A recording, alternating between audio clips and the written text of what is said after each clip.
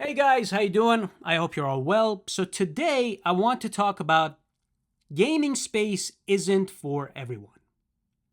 There are people who actually don't belong there, and they're either there to make money and couldn't care less about the hobby itself, or they just want to spread misinformation. Now, before we start, I want to give you huge thanks. I want to thank you for your comments, for your likes, and also just generally engaging with me and having a chat and giving me your opinions. It really means a lot. Thank you so much. And I also want to thank the Lord that you guys actually like the content I make. So, with that said, let's get into it. There are mainly two groups of people out there that create this atmosphere that misleads people into making wrong decisions or judgments at times. The first group are the people who say, "Oh, why are people celebrating the closure of studios?" Look, I'm not one to pick celebration or sadness entirely and go on. The sad part of this for me is the players who've spent hundreds of hours in that particular game that they liked. For example, in a case of Destiny 2, thousands of hours over the last decade, only to see it being destroyed because a bunch of idiots at Bungie think Marathon is a recipe for success than their original IP that has no competition whatsoever and can succeed and make more money than Marathon for the foreseeable future. I'll give you an example of my own. I felt this sadness when Siege was in its peak, and then Ubisoft all of a sudden let go of it and damned it to hell. I had hundreds of hours on that game, aside from the fact that some of the most cherished moments and memorable moments with my friends was on that game, laughing, feeling sad, being mad at each other for the wrong plays that we made. We evidently found ourselves winning and losing together, and it was enjoyable. But I still felt sad when I saw that Ubisoft just let go of everything. There was no innovation anymore. And they didn't take care of the game and their players for that matter. And all of a sudden, all you could see was just cheating and exploitations all around. Now, the celebration part of this is because players feel the betrayal and want what has replaced the game that they used to love, which doesn't represent them anymore and has left its original audience behind. And it's just a studio that's tarnishing the original reputation and reducing what used to be great to nothing to evidently crash and burn so they can just remember the good stuff and let go of whatever came of the studio that is now rotten to its core to die. Look, people talk about this as if the players that celebrate a closure of a studio are celebrating staff losing their jobs, which was a way for them to bring home the bread and it was their livelihood. Nobody is happy about people losing their jobs. We just don't want bad games. And I'll tell you this, if you care for this hobby that is gaming, and it's not just a job to you, then you should do something that is worth people's while. And not just blindly follow a bunch of businessmen who will pay you anything just so they can monetize the heck out of this hobby more than they already have. Look at the guys who made Expedition 33. Those guys who made Expedition 33, they had enough of Ubisoft's bullshit and they said, you know what? We're going to leave. We're going to leave and we're going to create something of our own. And look what they did. They left, they created a studio themselves, a small studio, and they created one of the most amazing turn based games I have ever had the pleasure of playing. With a beautiful story that is so immersive when it comes to making a hard decision, you're just stunned as to what you should do next. What if it was my own life? What would I do? If you find yourself asking that question any point playing that game, then you've been deeply immersed in that game, which is what gaming is supposed to do in the first place. Those guys went head to head with Kojima and they won, which no one can ever take from them. And it showed everybody else in that industry that, yeah, if you stand up for yourself, you'll be rewarded. Now, if you just want to stay there at the same company who gets to steamroll you with every decision possible, every time you have an opinion, every time you say something, you're steamrolled, and you stay there instead of going somewhere else, then of course, when you want to get hired elsewhere, what do you think it'll happen when they'll take a look at your resume? More often than not, it's just this. Ooh, you used to work at Ubisoft for 10 years plus 10 years. Wow, that's congratulations. That's awesome. Yeah. Dude, that must have been rough. Put up with a lot, right? I guess. All right. Okay. We'll let you know. We'll give you a call back. Sure. Thanks for coming. Now, that doesn't sound like a really good interview, does it? Gaming used to be started, basically the companies, the big companies used to be started by the gamers themselves, by the players themselves.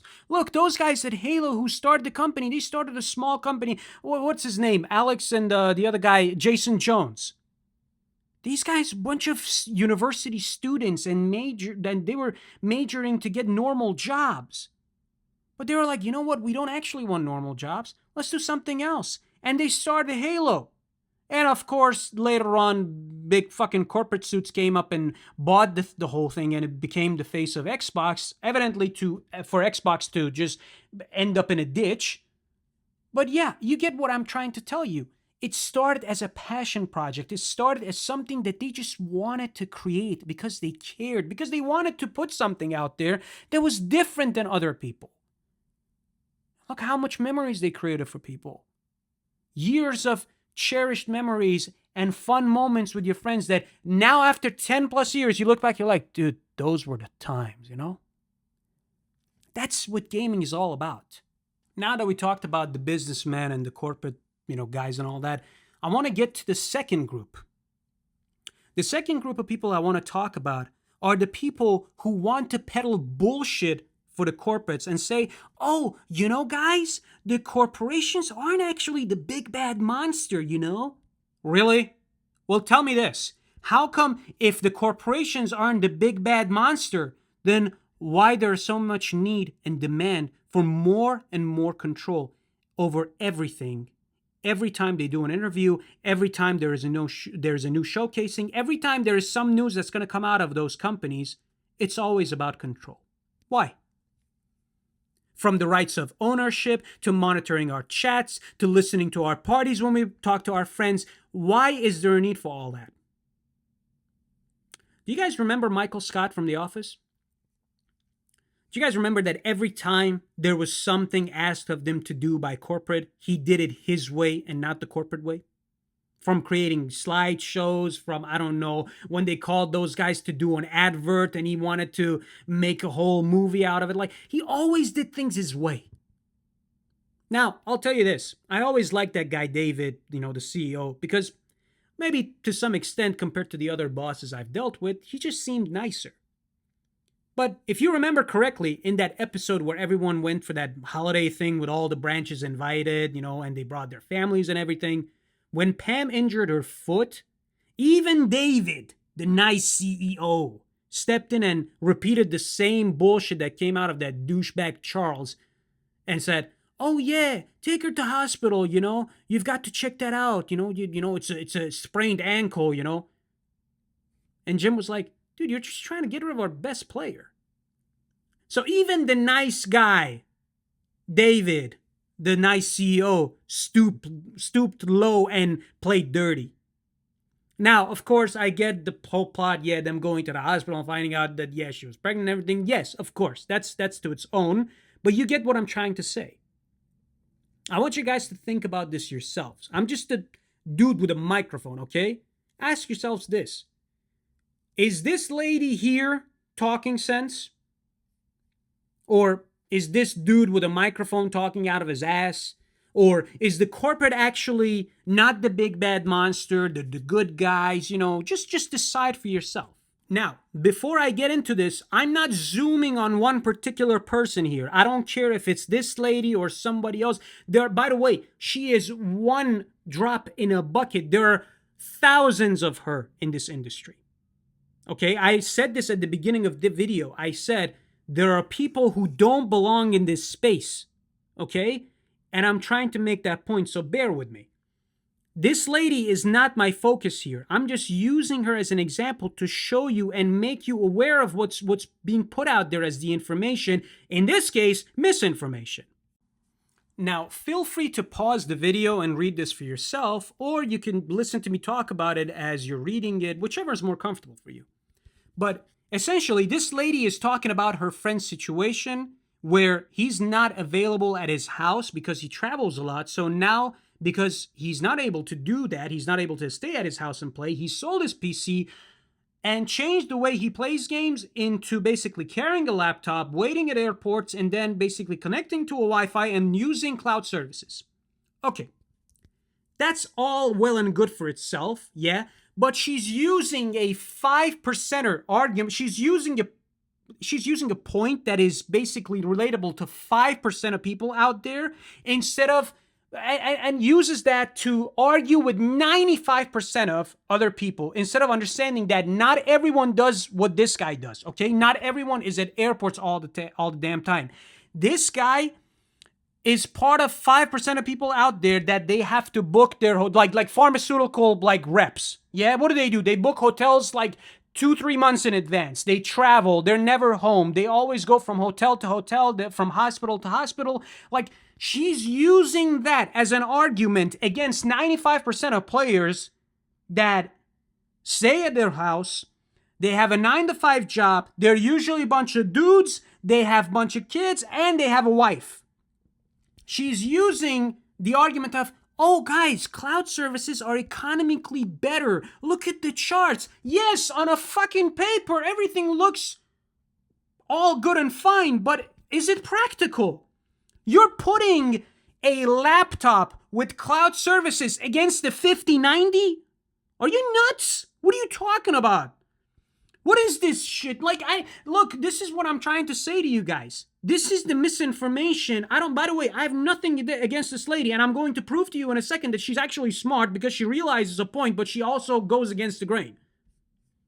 She's putting a 5090 with 240 FPS, yeah, against the cloud services that is maximum 60 and good Wi-Fi, let's call it, yeah, and a laptop. Like, in what world does that even make sense? I really want to get to the bottom of this in terms of my own understanding to find out that yes, it's actually like doable. Maybe for you.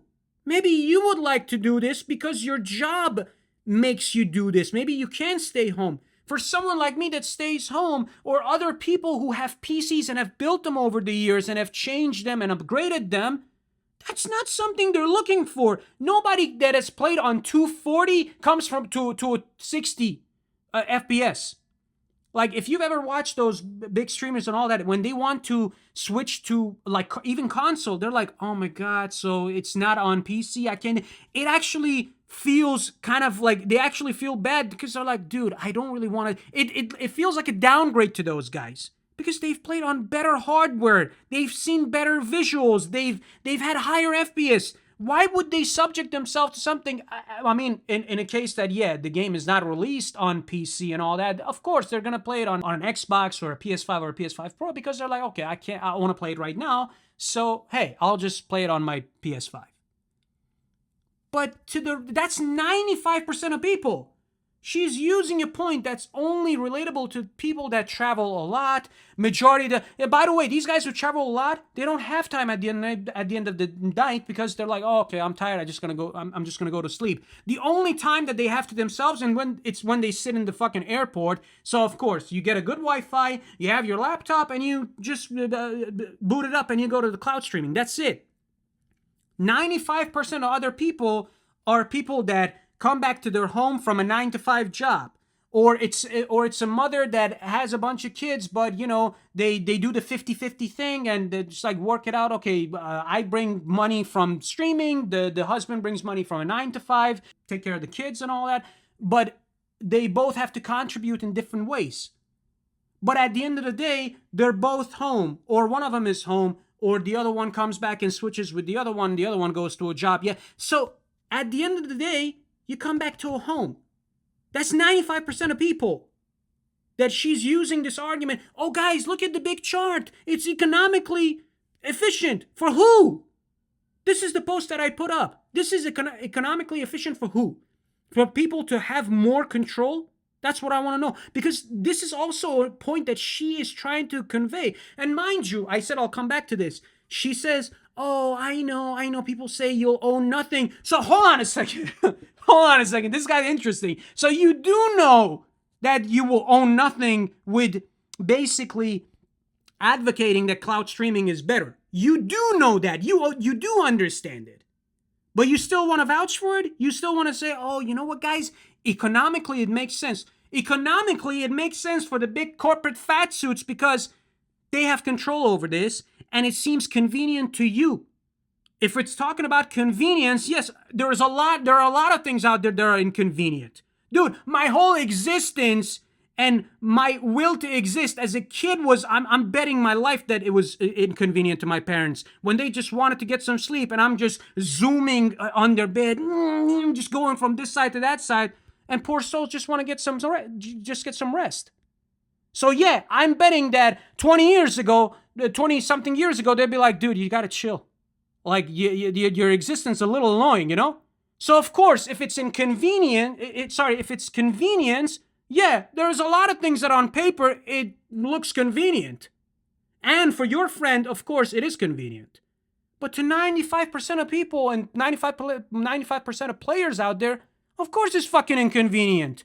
When you put a 5090 against a 60 FPS on a Wi-Fi, by the way, not a LAN, on a Wi-Fi and cloud services. The fuck is that? I mentioned it before. Look, this lady is a drop in a bucket. There are a lot more like her, okay? I don't have anything against this lady. I mentioned she's smart because she notices the reality of it, but she also goes against the grain, which I don't understand why. But all I'm saying is that be careful who you listen to. Because, look, the more you give these guys control, the more they take, okay? It's just one of those things that, yes, it looks convenient, yeah, cloud services and all that, but that's on paper. When it comes to practicality, it's not convenient at all. It's not something that's like, oh, yeah, you know what, guys, it makes sense. No, it doesn't. It doesn't in any world. And the more people buy into this bullshit of cloud streaming, the worse it gets because these guys keep implementing stuff that gives them more control. Look, let me give you an example. It's a little bit of a tangent, but you'll understand what I mean. Some guys might know this, some guys don't. I'm not entirely sure how many people know this, but John Resetiello used to be the CEO of EA. Well, technically from 2007 to 2013. He came up with this monetization scheme that every time you wanted to reload your fucking gun, you had to pay $1. I want you to listen to this very carefully. This is a monetization scheme in 2007 till 2013. Yeah? People talk about, oh, dude, where's the dystopia? There is no dystopian shit. Look, there has never been more dystopian shit implemented now than, more dystopian shit is being implemented now than ever.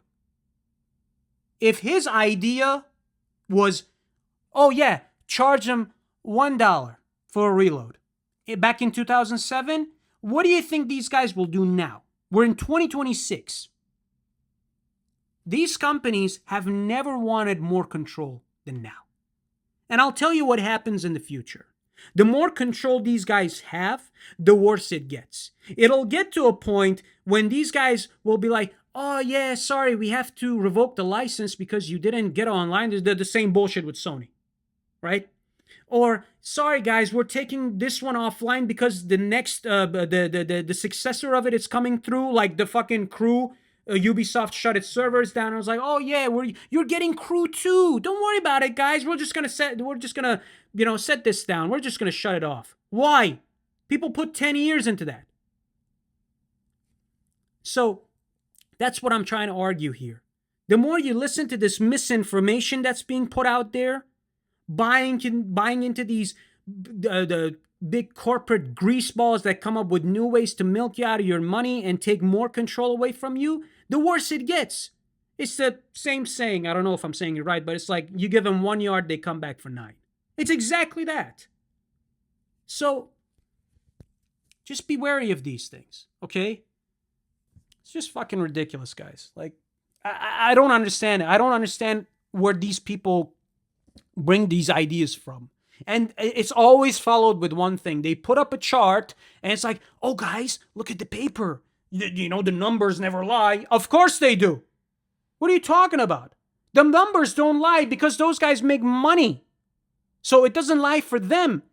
But if it's a measure of control that takes it out of my hand, like the right of ownership, and it monetizes the shit out of me and keeps taking more money out of me, then of course it doesn't make sense on fucking paper.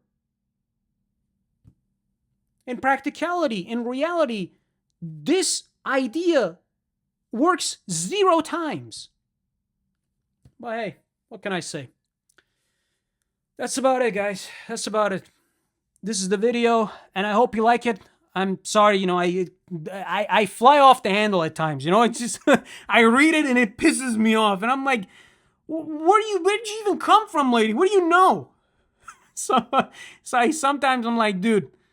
It always reminds me of my friend's thing. It's like, dude, you're gonna have a fucking stroke one day. Yeah, I think I will. I don't know, but yeah. Thanks for watching, guys. Stay very, very wary of these people and also their idea of buying into this shit, you know? So yeah, take care of yourselves, guys. Thank you for listening. I really appreciate you giving me your time. Take care of yourselves. I have another video coming, you know, soon in the next couple days. I don't want to just be doing this stuff that kind of like gives like bad news vibe type of thing. I want you to be wary of things, but I also want to have good notes, not just, you know, yeah. But yeah, take care of yourselves and I'll see you in the next one, and peace be with you.